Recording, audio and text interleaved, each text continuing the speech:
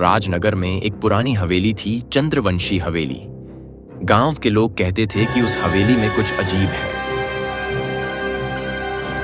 काला चौखट। साल 1902 था।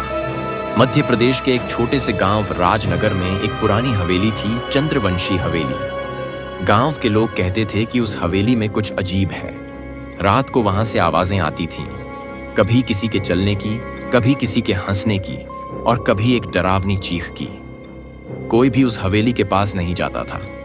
लेकिन एक दिन शशांक नाम का एक पत्रकार शहर से उस गांव में आया। उसका कहना था, मैं उन आवाजों का सच दुनिया के सामने लाना चाहता हूं। गांव वालों ने उसे समझाया, बेटा उस हवेली में गया तो वापस नहीं आएगा। लेकिन शशांक ने मुस्कुराकर जवाब दिया, जहां डर होता है वहीं तो सच छिपा होता है। रात को 12 बजे शशांक अपनी टॉर्च, कैमरा और डायरी लेकर हवेली के अंदर चला गया।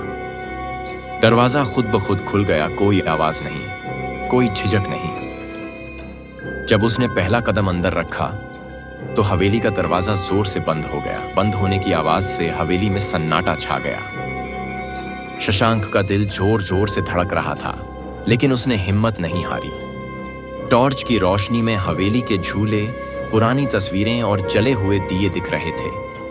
दीवार पर एक बड़ी सी पेंटिंग थी, एक पुरुष जिसकी आंखों में गुस्सा और हाथ में तलवार थी।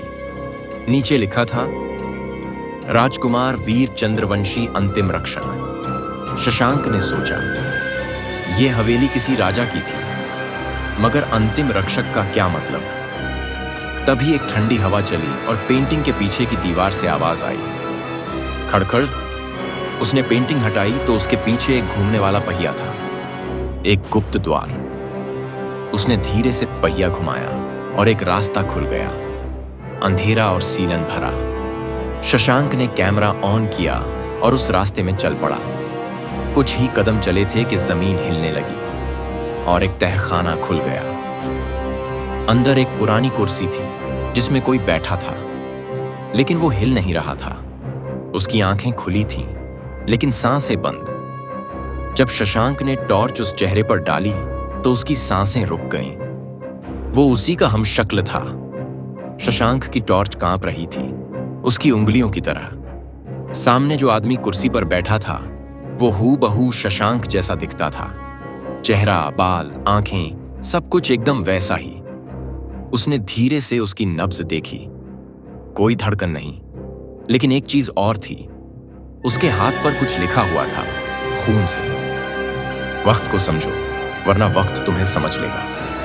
अचानक कमरे के कोने में रखा एक घंटा बजने लगा। 3 बार घंटा बजा और कमरे का दरवाजा अपने आप बंद हो गया।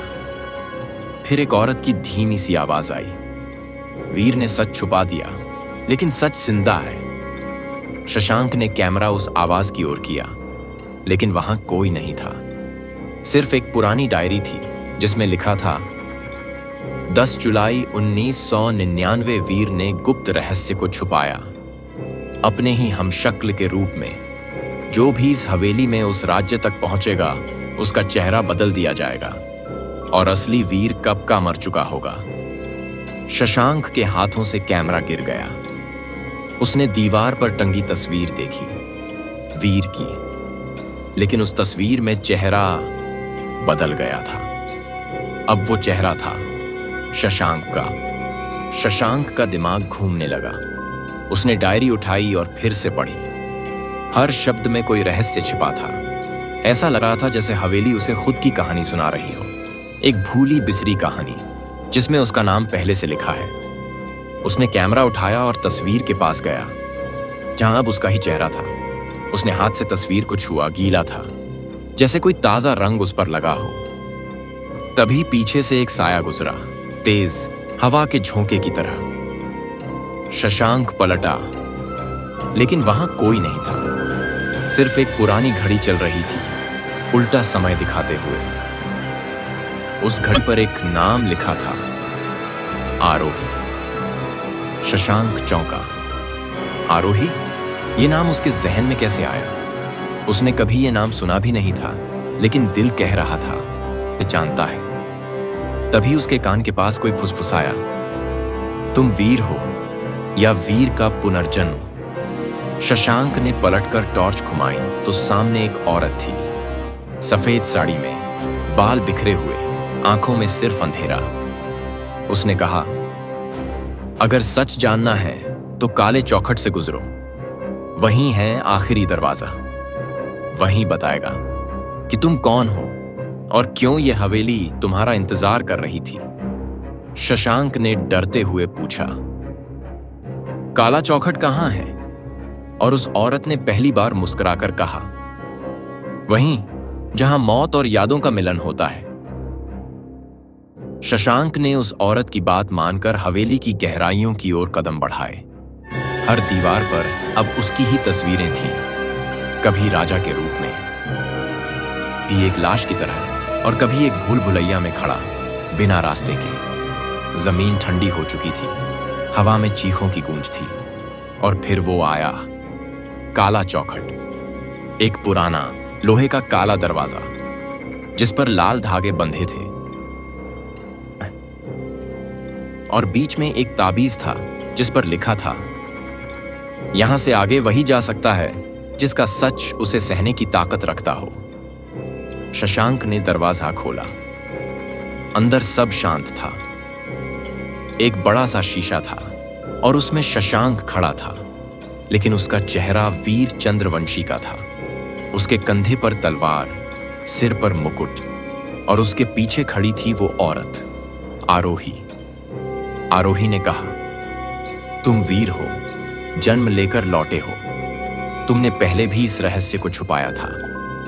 अब वक्त है इसे दुनिया को बताने का, या हमेशा के लिए खामोश हो जाने का। शीशा हिलने लगा और शशांक उसमें खिंचता चला गया। रात के 3 बजे हवेली से एक जोर की चीख सुनाई दी। फिर सब कुछ शांत। सुबह गांव वाले आए तो हवेली का दरवाजा खुला था। अंदर कोई नहीं था, बस एक डायरी मिली जिस पर लिखा था, मैं शशांक नहीं था, मैं वीर था। काले चौखट ने मुझे सच दिखाया, लेकिन अब मैं कहानी बन चुका हूं। और डायरी का आखिरी पन्ना किसी और के हाथों से लिखा गया था, अब तुम्हारा नंबर है। Subscribe for more videos. Thank you.